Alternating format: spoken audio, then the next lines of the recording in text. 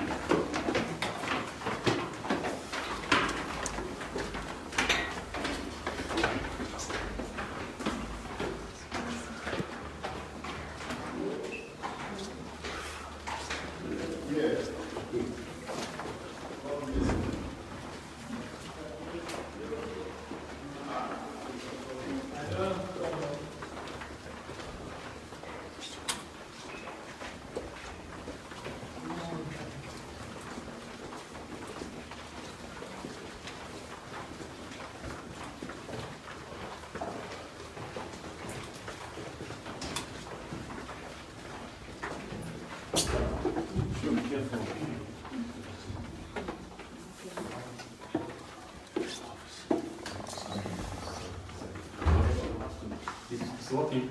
Some people have to go down. Just the next floor down. I'll somehow pick you up the weight.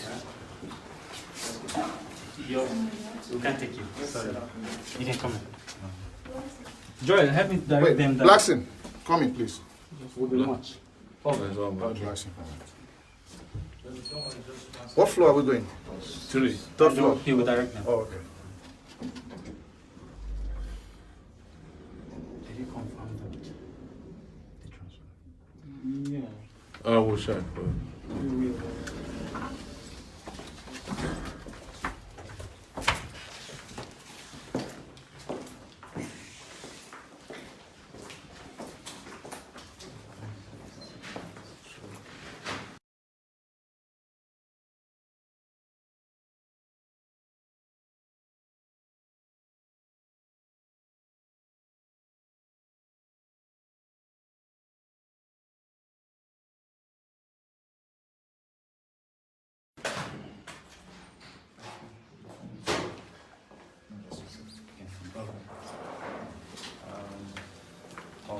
Yes. How are you?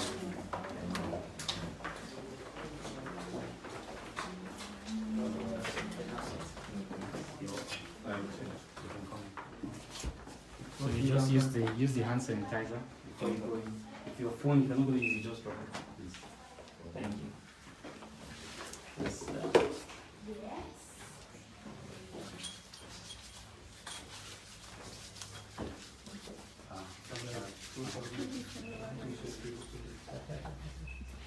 Alright, let's go.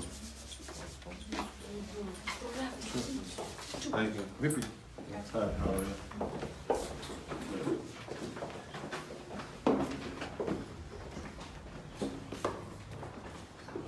Prophet Buba. Lord bless you, sir. How are you, sir? Well, How are you, sir? Nice to finally meet you. It's a pleasure. Yes.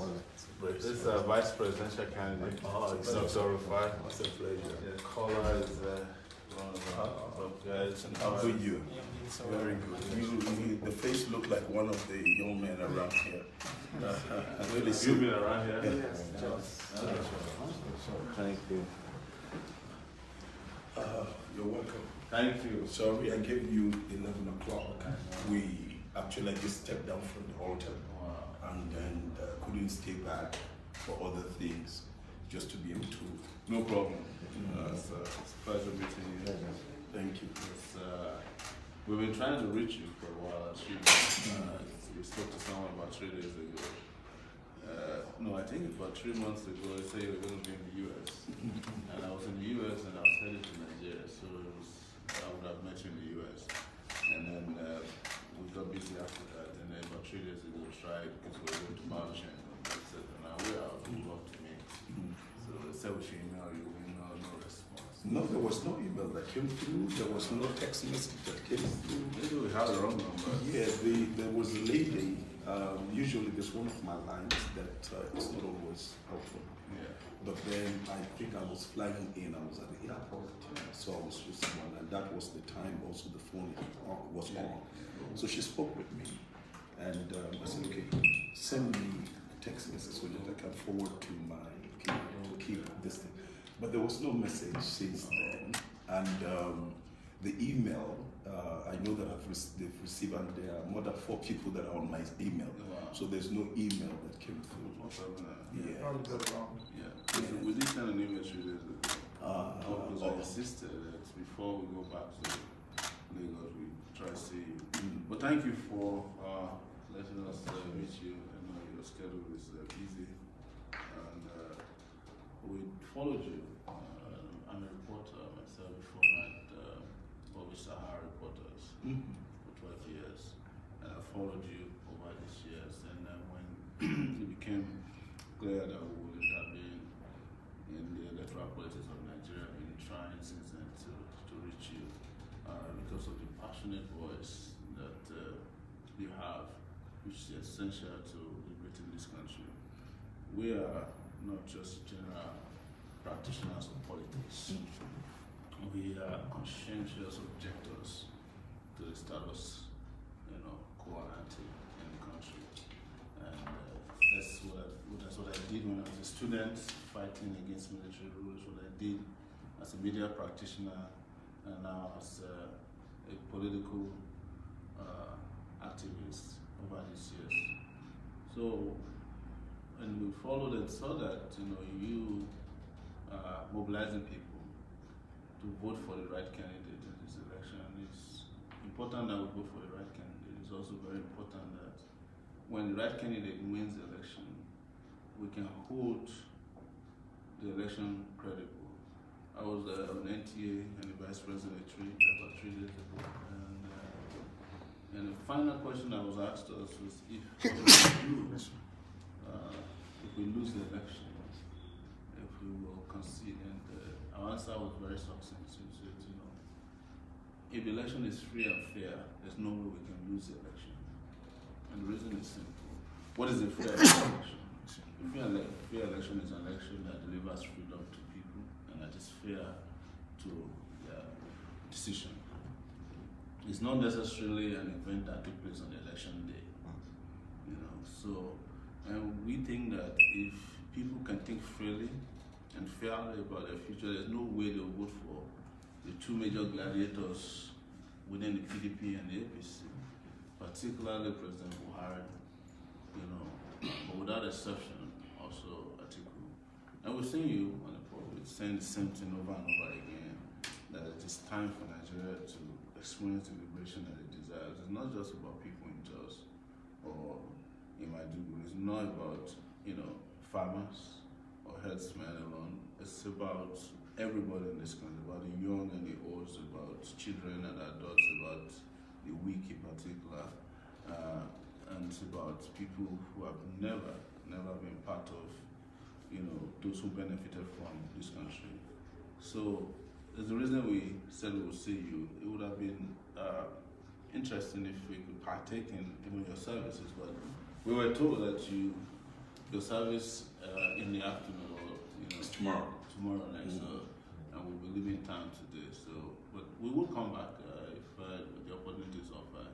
Was the other important thing is to allow people who are opinion holders to understand that this is a time we should stand tall and not be afraid, and that we are all together in this to to fight until that final answer is delivered. It may happen before election day, and it could happen on election day, and it may happen after election, because a number of situational variables will coalesce in pushing Nigeria in a different direction. I'm not speaking prophetically now, but I know that Nigeria is not sustainable the way it is now.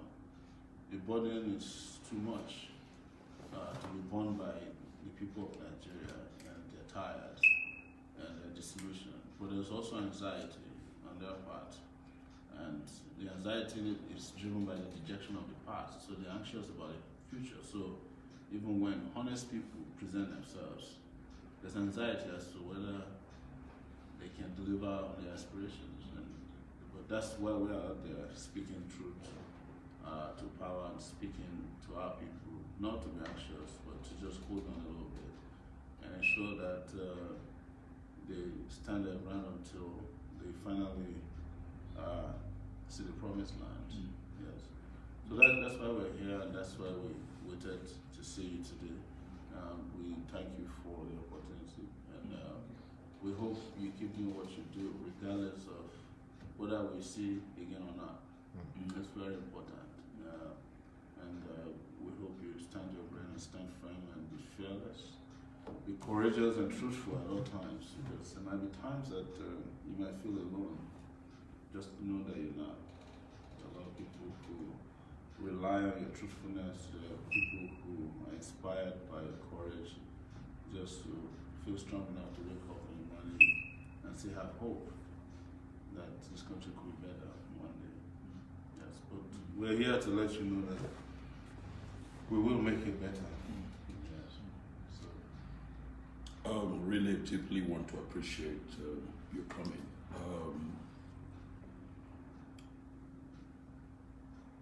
Early this morning, I was to make a broadcast. A few years ago, I sponsored a live broadcast. It was televised while I was going to dedicate the Lord's Temple. And on NTA, AITM, it was live broadcast. I paid for it. And I knew basically that the hand of God, because you, as a messenger, you look at where is God moving and where is God is. Because the purpose of the gospel is to give light to people.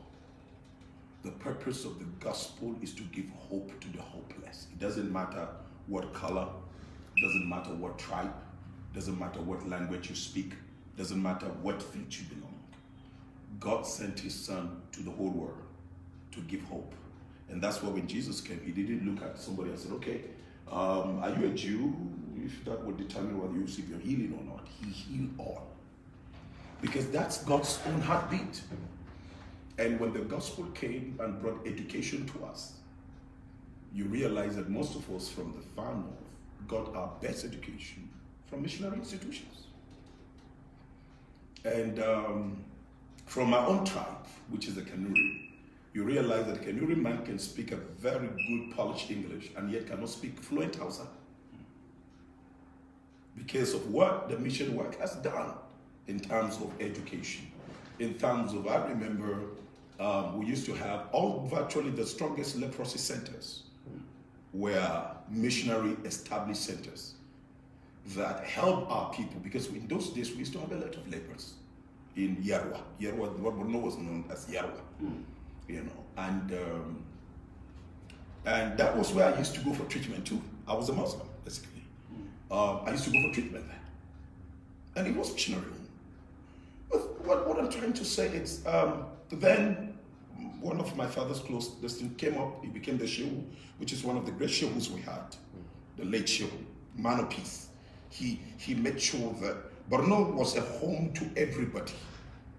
If you want to have the best place, peaceful, clean, beautiful, that's Maiduguri.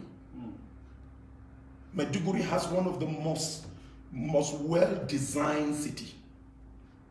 If you go to our roads and all of that, Maiduguri used to be one of the best places I can ever say.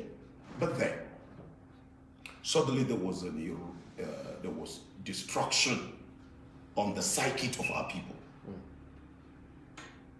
Secondly, people that mentally have mental, let me use the word, mental leprosy, started becoming religious leaders and then began to feed the people with drugs and suddenly became one of the center of rebellion and hell. Now, why I'm bringing this out, I felt it. I have been privileged. My father served in the First World War with several medals. That's my father there. He's passed on to glory now. My father was one of the top officers in the Second World War and the long-survived Second World War veteran in Nigeria. He passed on at the age of 100 and over 18 years. And in Burma, my father came back with trophies, medals, as one person that fought through for the liberation of humanity and to be able to see that justice and fairness is established. So we grew up under that cloud. There was my father's house across the road there. The whole of this place was my father's garden. And so when they came back, they metamorphosed. You will be asked, since you have done the military thing, then you will go into the civilian career. Either the police was information, and then the Nigerian prison. These were the two major. So my father, after serving, he felt, look, let me serve in helping humanity. So he chose the Nigerian prisons. And that was our house then. That was where I was also born. Now, I saw the Nigeria that was working. I saw the Nigeria that was fair. I saw the Nigeria that students were living better than the people that were out of school. I saw a Nigeria where a child would be coming back home with his pocket money given to him from the school. I saw a Nigeria where electricity was stable. I saw a Nigeria that helicopters were flying every month to spray insecticides against mosquitoes. I saw a Nigeria where the health workers who wear white and brown were always in the gutters, cleaning up the drainages and going house to house to inspect kitchen houses to see how neat. I saw that Nigeria. I saw a Nigeria where you could drive to Gaidam, where it's a distant village. Gaidam. You go to Gaidam in Maiduguri and you will find an Igbo man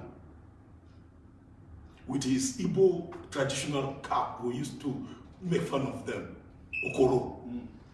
And he will be running a chemist.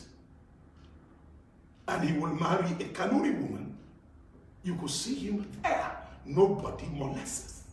I know of a Nigeria where a class 7 student is more educated than a first degree holder today. I saw a Nigeria where a police officer would defend the constitution of Nigeria and fight for it. I saw that Nigeria. I saw officers serve. My father served in the prisons. You work in the prisons? The prisoners were eating better meals. That's why even when they are done with their term and you release them, they will go and commit the crime to return back to prison. Because prison was better. The whites were still working there. Prison was good. You could enter the prison, you see sports ground, football pitches, green, bakeries, hospitals, nurses, people develop. Prisoners were developing their skills. People were generating money from the prisons to sponsor their family outside. This example, this was done by a prisoner. Because I still maintain the prison link to be developing certain people inside the prison. This is the prisoner. Now this was where prisoners were designing clothes, prisoners were making furniture. And then prisoners were hired, instead of you hiring how to do things in your house, 5 p.m., they returned them back to prison. I saw that in Nigeria. And I also knew when Nigeria started deep down.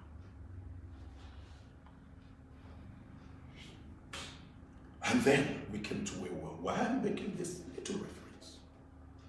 I knew where God's hand was when Jonathan was the president of Nigeria. But when corruption started becoming strong, in the live broadcast, I told President Jonathan, and he was going to fly in for the dedication here, to tell you that I don't look at your face when it comes to truth. I stand on the position of the people, that the people must live well and must live well. And I said to him, God's hand is on your life to rule this country and lead this country. 2 things. And in leading this country, there are 5 people you must uproot from your cabinet. I call them by names.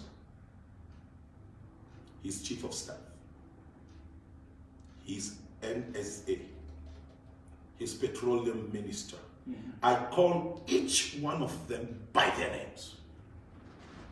And I said, you must clean up this corruption, or else God will give your seat to a stranger.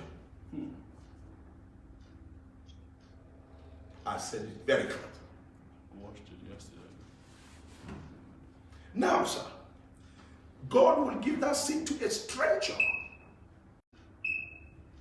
That's why when President Buhari came on board, I knew God permitted it, because he needed to flog the man that was giving the mantle. He's like a son given the responsibility in his father's house, and he never appreciates to take care of it. The whole thing will go to a stranger who knows how to take care of it. But then that was the privilege God gave Buhari, to put things in order, especially with the age. Before, by the grace of God, when he started making those mistakes, then I raised a cry. Idiabon was virtually the de facto president. And when he started tipping down, I knew there were certain things he brought into place. I love him because, from the Northeast, one governor that my people loved so much in those days was Buhari as a young man. Buhari was the regional governor of the Northeast. And Maiduguri people enjoyed him. But suddenly there was a deterioration of the person I knew. So with what he brought on board, what he started and all of that, why and all of that, things started coming. So I thought, okay, he's going to improve on it. And knowing fully well that God has given him an opportunity to rewrite history and to put things right. Suddenly, sir, things started going down. As a prophet of God, I don't publicly confront you. If I want to talk with you, Mr. Sowore, I will excuse everybody here. I will not talk with you. Please check ABCD and amend it so that you can do better. Because you don't know most times what goes on in the crowd when you are in the crowd. It is a person that stands outside the crowd that can actually see what is going on deeper. So I did that as I should. And the promises were, you will amend. But that never took place. Rather, we went from, I just give you this simple example. If this perfume is this level, and we have openings that is draining this perfume, naturally, sir, if I discover the openings and I close these openings, what will happen? My oil will remain and not decrease. But where this oil is here and suddenly comes to this bottle, it tells me that there are bigger holes that have been opened. And that is exactly what is on here. Bigger holes have been opened. with a deceptive outlook. Yes. And so the nation's economy went down. I have gone around the 36 states. I have gone to villages within this period, drove villages, and I saw the state of my people. The level of poverty is something I have never seen until the time we had a famine in Nigeria. And that famine was brief. It was because of the drought. And this time around, no drought. But the level of hunger. That's the one too. The level of crime. This is the first time I'm seeing a massive number of suicide in Nigeria. When you're talking about the issue of security, is the worst that has happened. Now, it means that there is a departure from what God has called you to. I was in America. I was with Rice, the congressman. Yes. And God spoke to me to address my country. The nation was on the siege at that time. Everywhere there was fear. It was just like the days when Jonathan was acting and Yaradua. It was here. I spoke. Live. It was also live. You can go check it out. On the NTA. Jonathan came with Obasanjo here. And I was to pray. So say, don't pray. The nation is on the siege. Break that siege. That it was there I said to Yaradua, Jonathan, don't fear. And I called the names of who were the strong men of Nigeria that are threatened. Yes, sir. And I said, fear them not.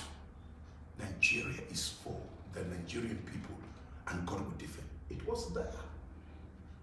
This late lady took it up. Okonjola, Akunyele, took it up. Because we were all here. And when I was done, we prayed. They came and said, thank you for giving us the courage. I said, move.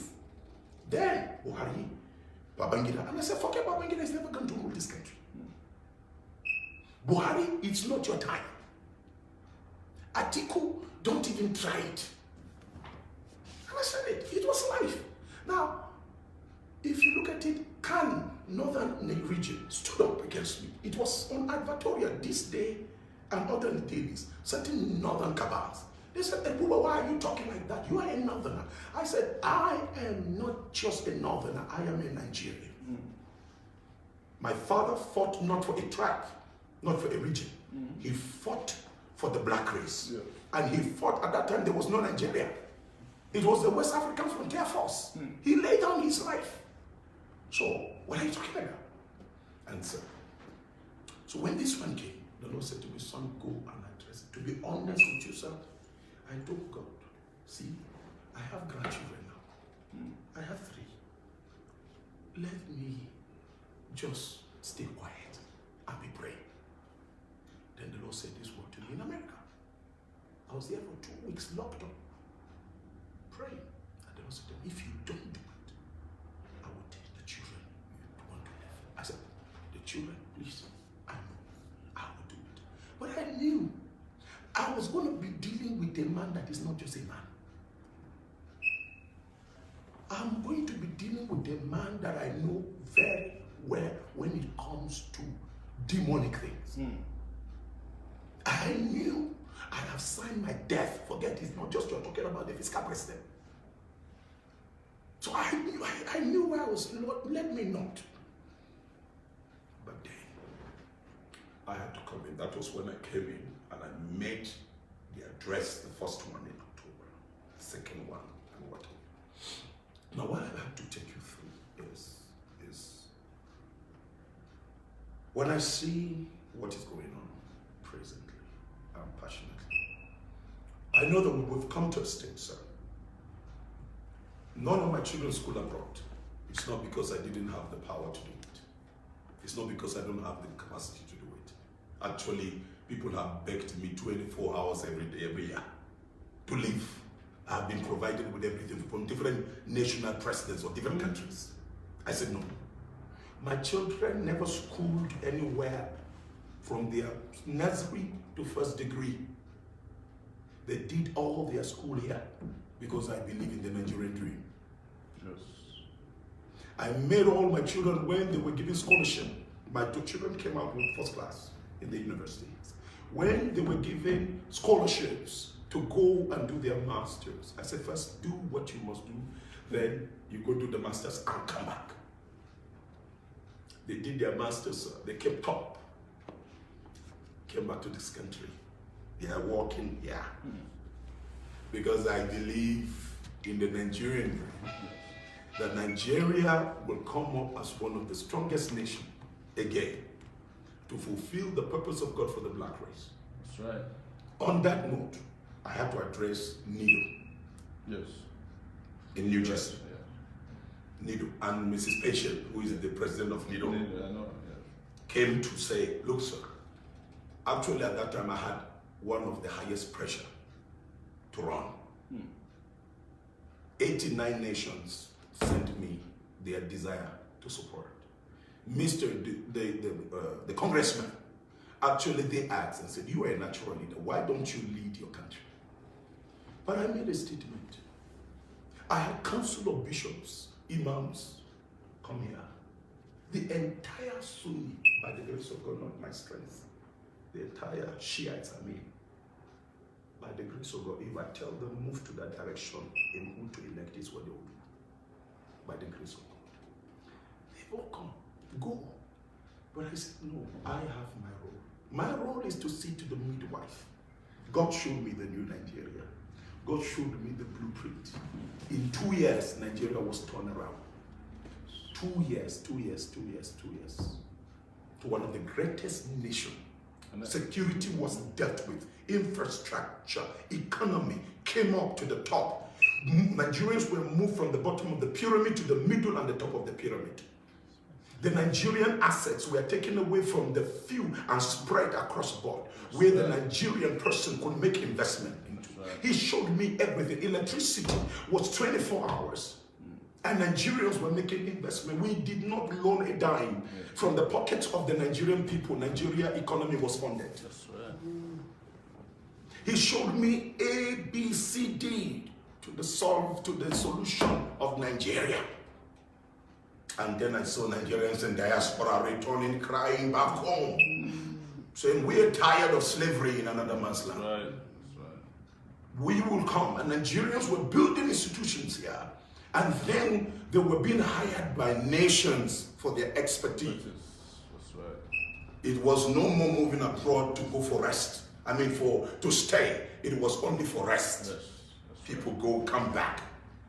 Everything was working everywhere. Security was at the peak of it. And he showed me everything.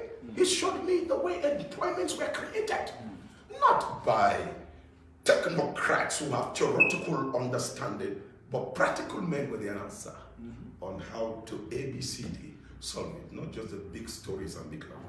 To describe all those things. I have them in my book here. So, with that, God told me, say, go and try one. So I did it. If you drive when you're done, drive to the airport, go down to a place called Barkeladi. It's just about 30 minutes drive from the airport. Yes, from the airport, less than 30 minutes. You will go to a place called Takwat. That's the place now, behind you. We designed this village when it was invaded by the herdsmen and people were killed. I went there to sympathize with the people.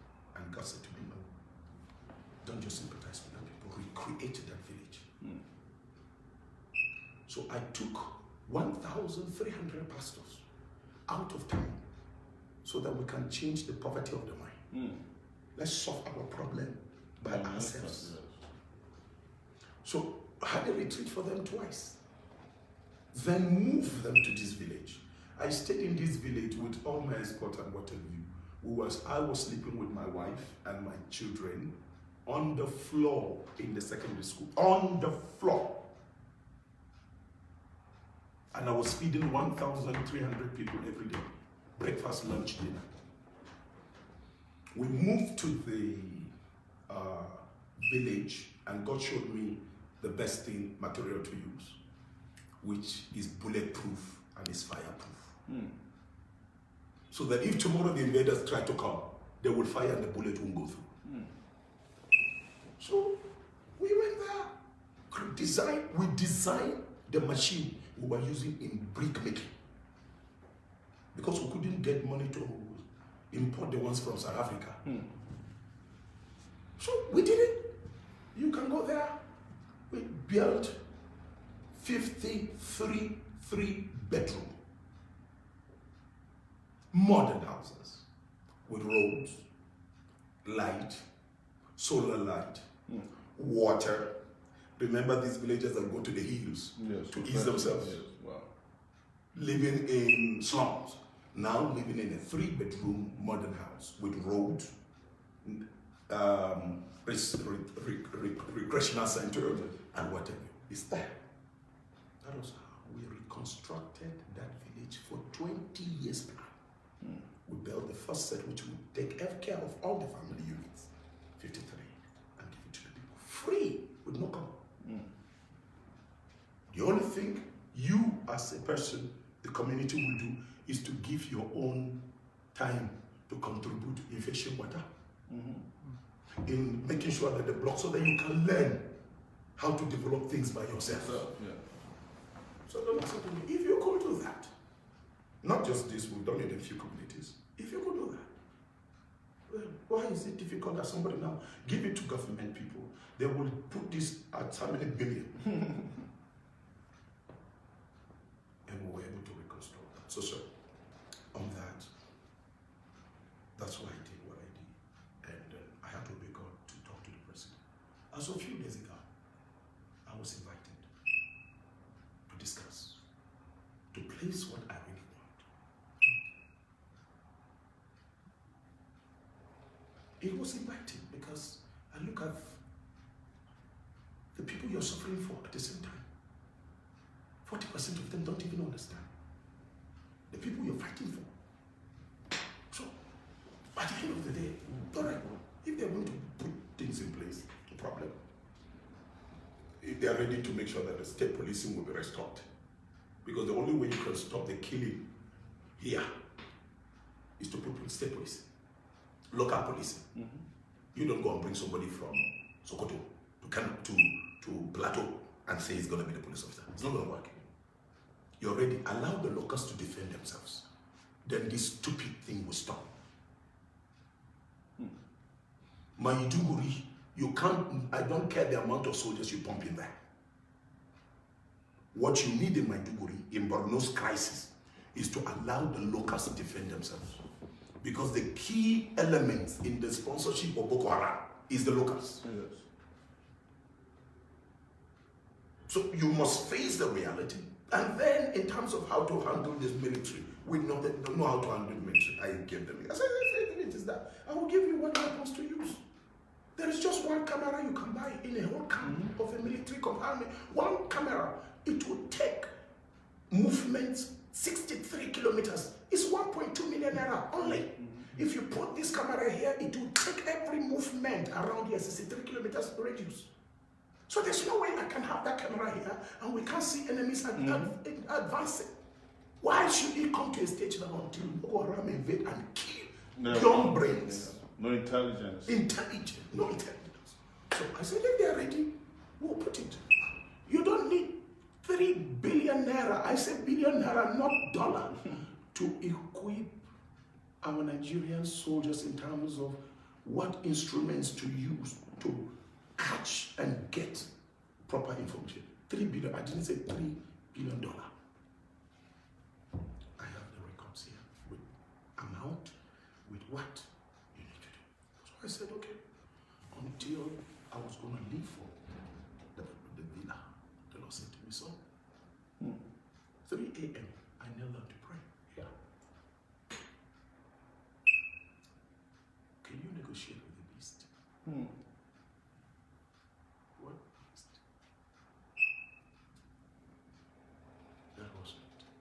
That was what stopped me today. You didn't see me flagged up in the presidential banquet because leaders were going to be summoned and I was going to address and present whatever to the president. And then, okay, move on. But God said, no, you can't negotiate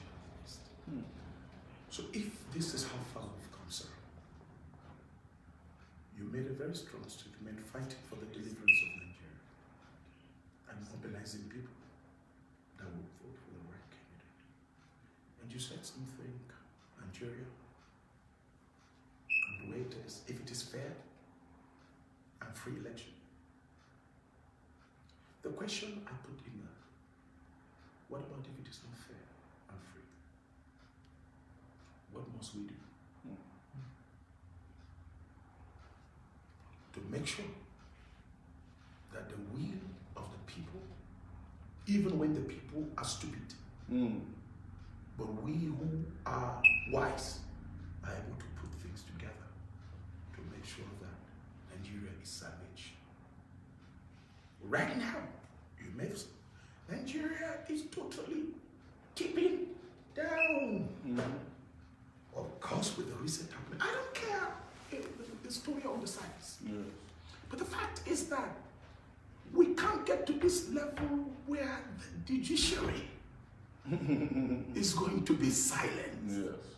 And the process is not even I don't care whether the man has let him be that the man has stolen a 1 trillion. You don't handle things in a jungle way. Yes. Jungle justice. Jungle justice, there is a due process of God is the God of that establishes law and justice. Yes. Now, this is happening where the court process have not been exhausted and you are swearing in someone when a matter is still. So what do we do? As I talk to you, Yes. they have concluded the elections. Yes. That's the plan. Not their plan. It is done.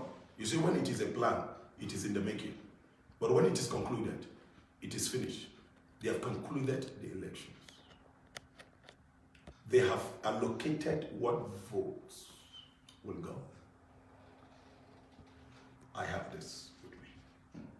That's why I raised the third clap before people started talking about the rigging and whatever. I've seen it. And I'm telling you what I saw with the INEC data itself. With name, I can give you the locations, I can give you the names of the voters who have moved to. That's why Erufai could do the stupid thing he's doing.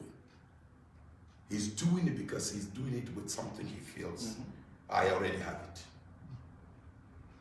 But by the grace of God, Goliath can threaten the nation of Israel. But there's always the Davids that will decide to stay. It must come down. No. So this, if it is not fair, what do you do?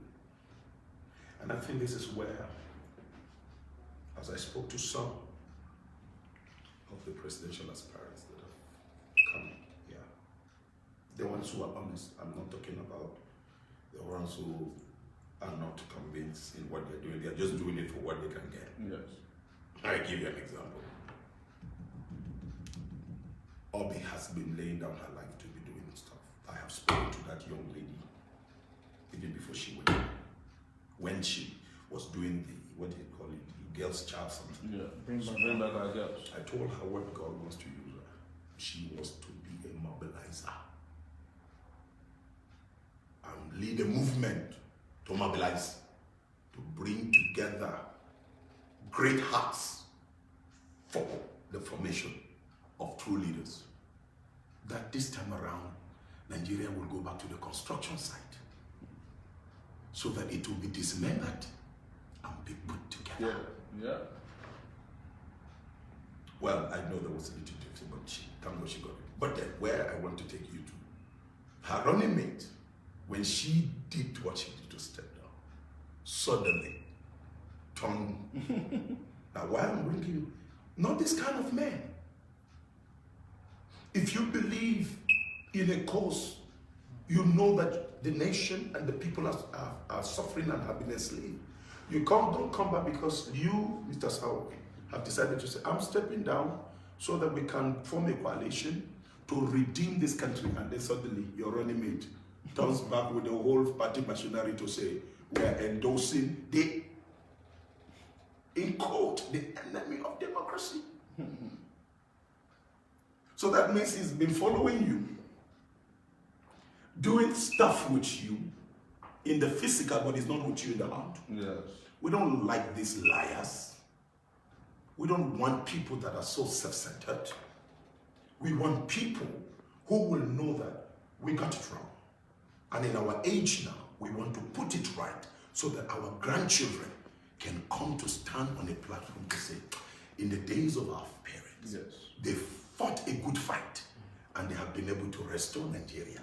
Where the son of the nobody can become somebody. You don't need to bribe any human being. So I had told them, I said, at this stage, and I'm saying this, sir,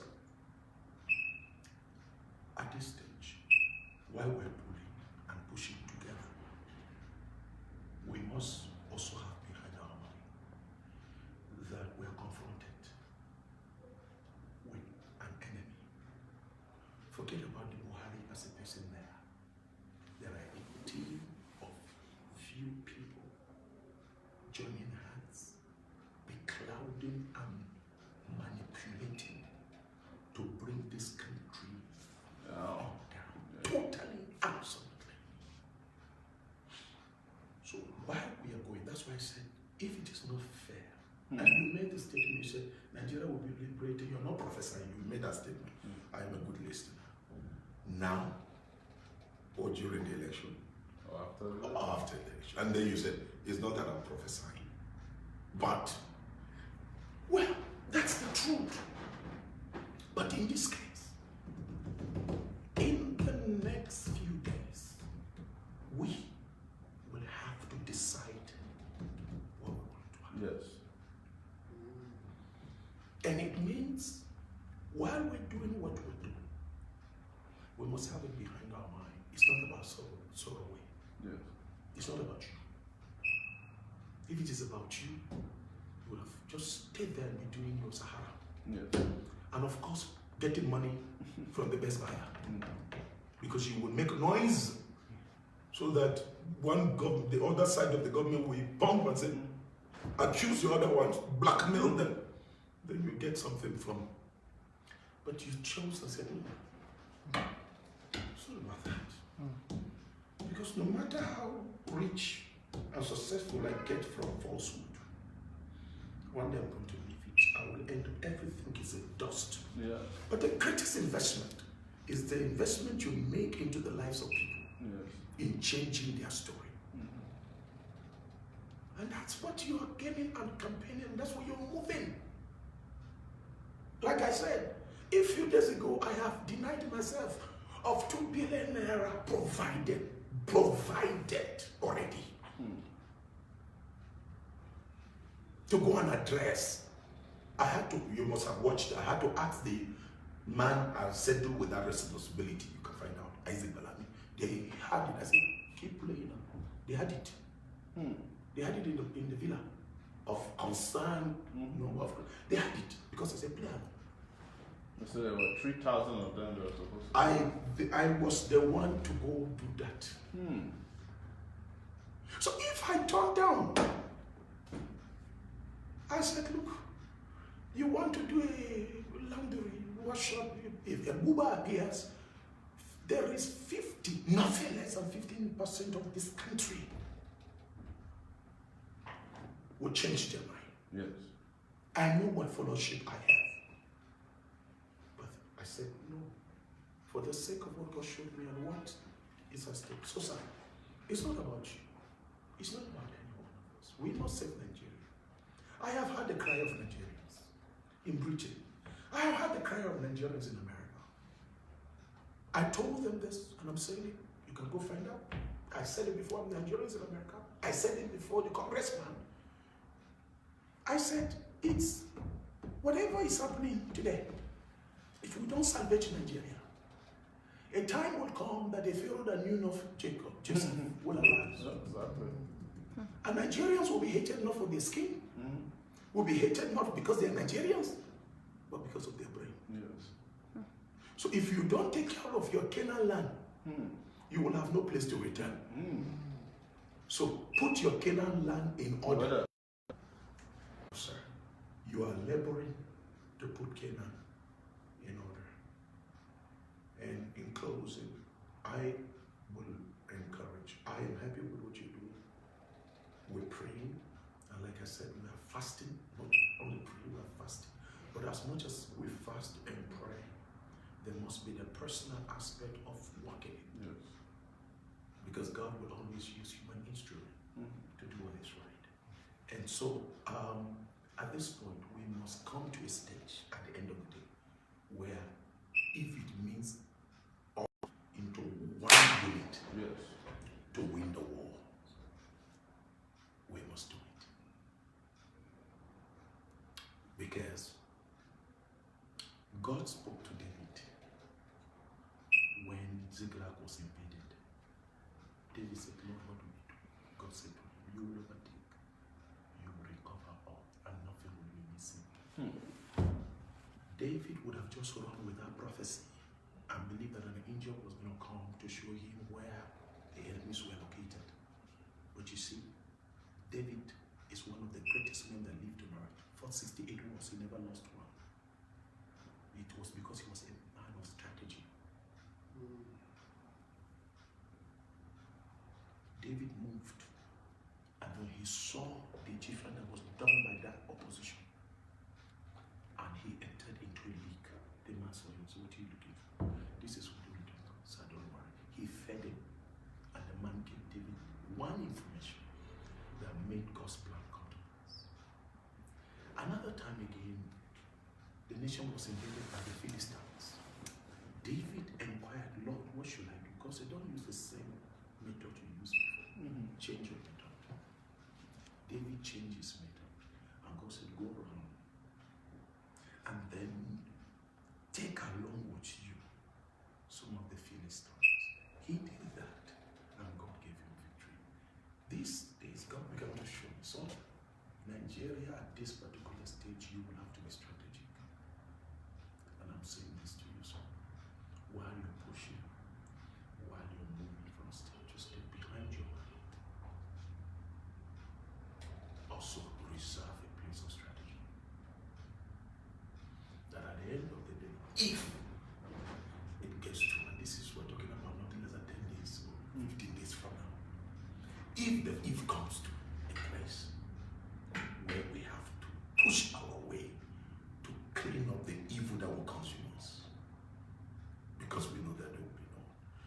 Sometimes it will call for a proper alignment of people of like mind that will put themselves down in a clean, clear contract agreement for the redemption of Nigeria. At the end of the day, by the grace of God, we know that if we form, and I'm saying this, and that is what it's going to be, form a government of national unity, where the proper Nigerian structure will be put in place, and we see the Nigerian work. I must not be, that's why I had to deny myself, that's why I had to decline from running, because I said, I have not been given that assignment. My assignment is to midwife. That's why the Shiites came here, stayed in this building for 2 days. All their governors with the second in command to Al-Zazaki. The Shiite vote alone is over 6 million. I have them here. Before the LPC man, OPC man passed on, Dr. Passion. You're here. With some of the others, we are here. I had a discussion with them for 2 days. I know that in terms of population strength, God has given us. But we must also understand that we're dealing with the wicked. And I will stop with these words to you. Jesus, I like making reference to the Lord, statesman, his strategic operations. He said something. He said, when you're going to a court and you have an adversary with you that you're going together over a matter, he said, while you're going, discuss with the person already you're going together, so that you can come into terms of agreement. Because if you move together without concluding on the way, and he said these words, He said, the man who is you like your adversary, even though at the same time, may demand of you that you give him your coat. He said, even if he asks you for the second coat, give it to him. So that when you get to the judge may be a judge that has no fear of God. And instead of passing the righteous judgment to you, he will pass an unjust judgment. He said, but while you're going, you can solve the matter on the way. That is the word of wisdom when you are in the middle of the war. If we are able to put these things in place, the key thing is Nigeria must be safe, Nigeria must be recovered, Nigeria must be rebuilt, and Nigeria must be restored. This is God's plan. That must happen by the grace of God this 2019. By the grace of God. So, areas of partnership that we need to drive together. Let's pull it together. I am standing strong. And I've told Fela, he will tell you that if it comes to or putting our heads together, I will call for it. He told me, he said, whatever you decide, sir, we will pull along.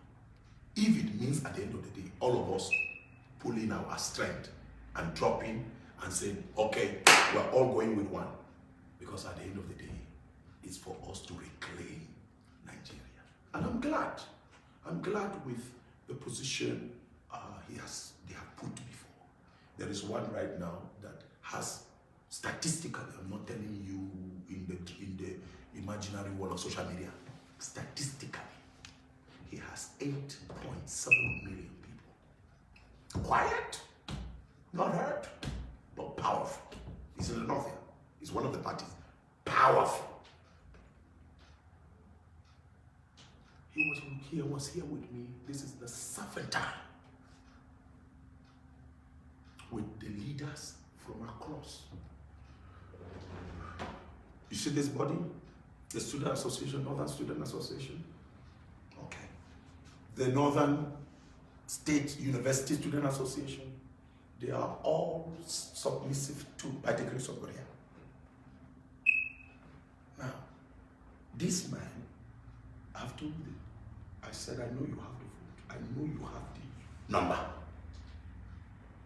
But please, in a war situation, be ready to make an alliance with others. You can be the strongest nation, but sometimes the weak nation coming together with you can pull you to do greater things. So you should be ready in your mind that you may have to step down if it comes to that level for another to join forces.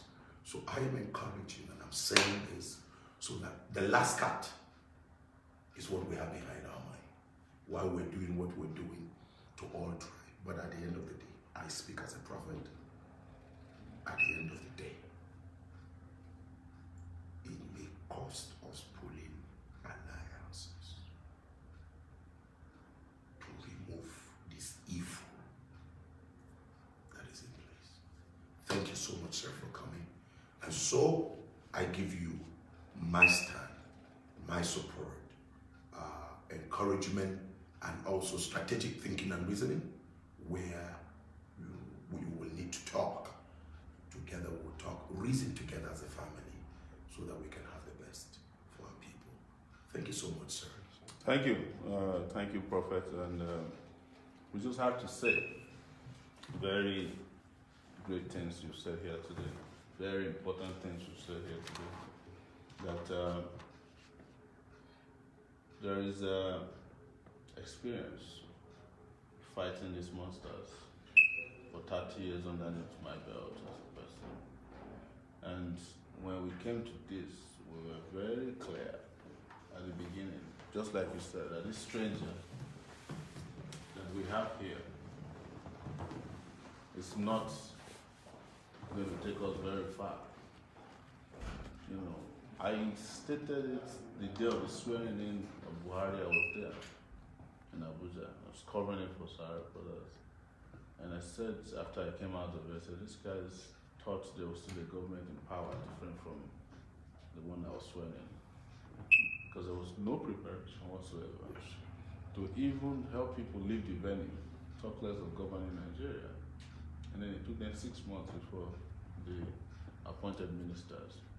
But a strategic and important decision that must be made is also for leaders not to lose sight of courage at this time.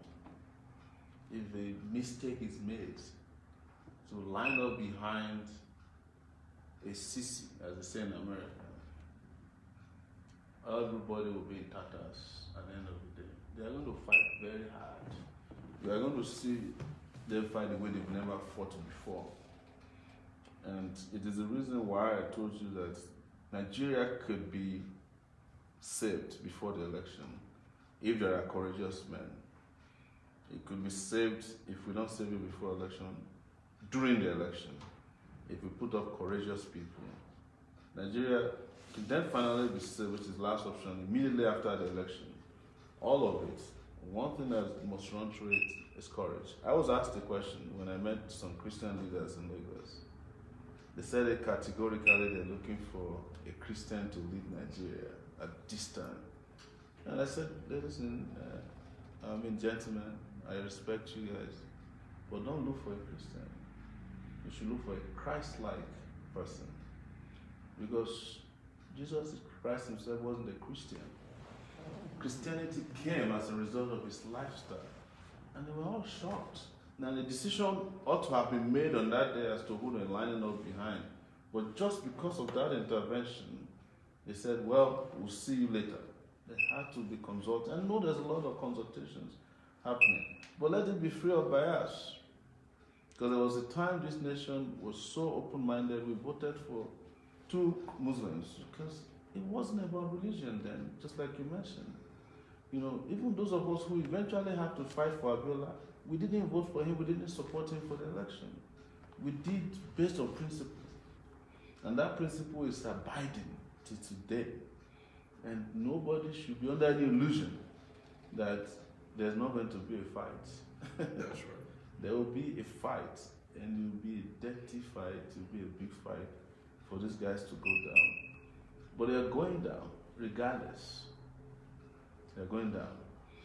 It's just that we have to help them hit the ground and the bottom faster than they imagine if we exhibit uncommon courage.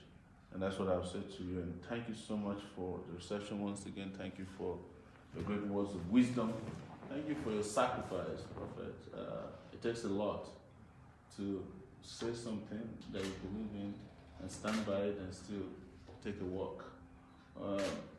As Idi Amin used to say in those days when they asked him about freedom of expression, he said, there's freedom of expression in my country, but I cannot guarantee you freedom after expression. That's where we are in Nigeria today. There's freedom of expression in Nigeria, but the problem is freedom after expression. And that's the one that we must guarantee for everybody. Thank you. Thank you so much. Thank you. Really appreciate it. Yes. I'll pray with you Okay. that God's grace, because we depend on his strength,